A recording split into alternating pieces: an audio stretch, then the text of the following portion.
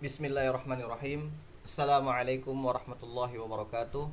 Alhamdulillahil kafa wassalatu wassalamu ala nabiyil mustafa wa ala alihi wa sahbihi hum ahlu sidqi wal wafa ma ba'du. Senang sekali anak-anakku sekalian, kita bisa bertemu dalam pelajaran sejarah kebudayaan Islam. Pada materi yang telah lalu, ya kalian telah mempelajari mengapa kita harus mempelajari sejarah kebudayaan Islam. Ya, terus apa manfaatnya dan apa ruang lingkupnya. Nah, pada pertemuan kali ini Bapak ingin menjelaskan apa saja yang akan kita pelajari di kelas 10. Di semester 1 kita akan mempelajari Rasulullah adalah nabi dan utusan terakhir. Nah, ini harus kita yakini. Terus kita masuk dalam periode Mekah, ya, perjuangan Nabi di kota Mekah. Terus Rasulullah proses hijrah ke kota Madinah, ya, Yathrib saat itu. Terus bagaimana kisah pertemuan atau perjuangan kaum muhajirin yang ikut hijrah bersama Nabi dan orang-orang yang menerima hijrah Nabi, yaitu kaum Ansor. Lantas ketika mereka bergabung disebutlah sebuah periode dakwah Madinah. Lantas Fathul Mekah, ya, pembukaan kembali kota Mekah, perebutan kembali kota Mekah terhadap orang-orang Quraisy, ya, diambil kembali, dikuasai kembali.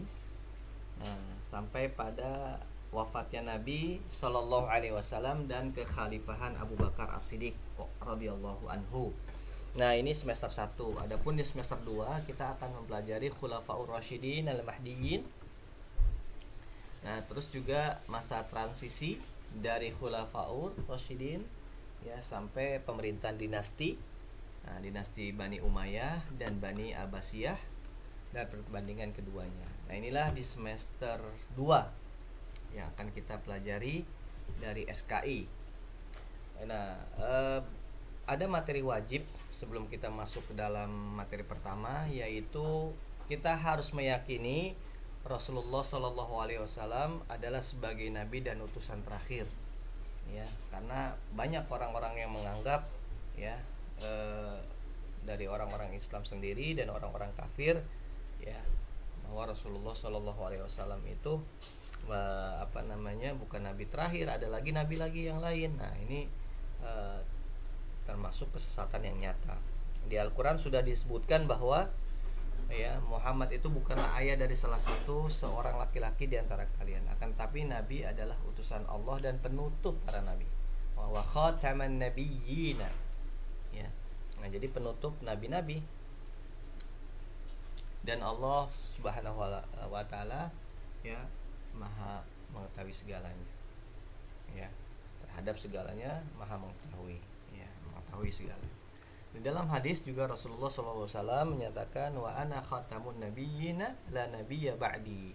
Aku adalah penutup nabi-nabi, tidak ada lagi nabi setelahku. Ini harus yakin kita bahwa Nabi SAW, ya, Muhammad SAW adalah utusan atau rasul dan nabi terakhir, penutup, ya.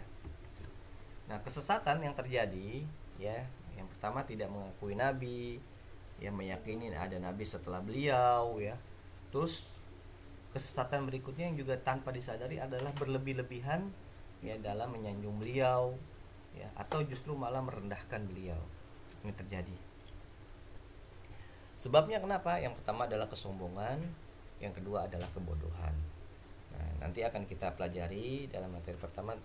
Cuma yang Bapak inginkan kalian meyakini tadi, ya, bahwa Rasulullah sebagai utusan dan nabi terakhir.